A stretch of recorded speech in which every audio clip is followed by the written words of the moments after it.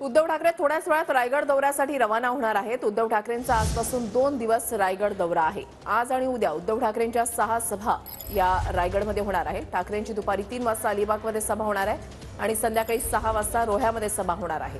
ठाकरेंच्या स्वागतासाठी रोह्यामध्ये चौकामध्ये कमानी आणि भगवे झेंडे फडकवण्यात आलेले आहेत।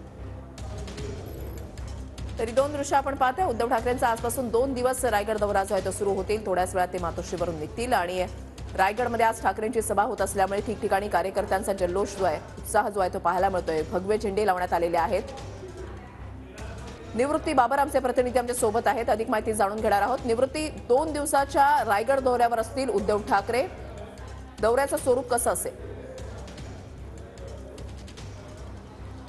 नक्कीच वृषाली, उद्धव ठाकरे थोड्याच वेळामध्ये मातोश्रीवरून निघतील, परंतु रायगडमध्ये जे आहे ती जय्यत तयारी जी आहे ती ठाकरे गटाकडून करण्यात आलेली आहे। आगामी लोकसभा निवडणुकीच्या पार्श्वभूमीवरती उद्धव ठाकरेंचा हा रायगड दौरा असणार आहे। रायगड दौऱ्यादरम्यान ज्या रायगडमध्ये विधानसभा आहेत त्या विधानसभामध्ये प्रत्येक विधानसभेमध्ये कार्यकर्त्यांची जनसंवाद मेळावा जो आहे तो ठाकरे गटाकडून आयोजित करण्यात आलेला आहे। पहिला जनसंवाद मेळावा जो आहे तो पेण या मतदारसंघामध्ये होणार आहे। संपूर्ण रायगड लोकसभा मतदारसंघाचा दौरा करत असताना आज सकाळी पहिली पेणमध्ये 11 वाजता सभा होईल, त्यानंतर दुपारी 3 वाजता अलिबागमध्ये आणि संध्याकाळी 6 वाजता जी आहे ती रोह्यामध्ये सभा होणार आहे। आगामी लोकसभेच्या निवडणुकीच्या पार्श्वभूमीवरती उद्धव ठाकरे जे आहेत ते ऍक्टिव्ह मोडवर आलेले आपल्याला पाहायला मिळतंय। जानेवारी महिन्याच्या सुरुवातीला जे आहे ते उद्धव ठाकरेंनी कल्याण लोकसभेचा देखील विधानसभा निहाय आढावा घेतला होता। स्वतः त्या ठिकाणी जाऊन कार्यकर्त्यांना संबोधित करत होते। त्यानंतर रायगड मतदारसंघामध्ये जे आहे ते उद्धव ठाकरे 2 दिवस आहेत ते विविध ठिकाणी पदाधिकाऱ्यांच्या बैठका आणि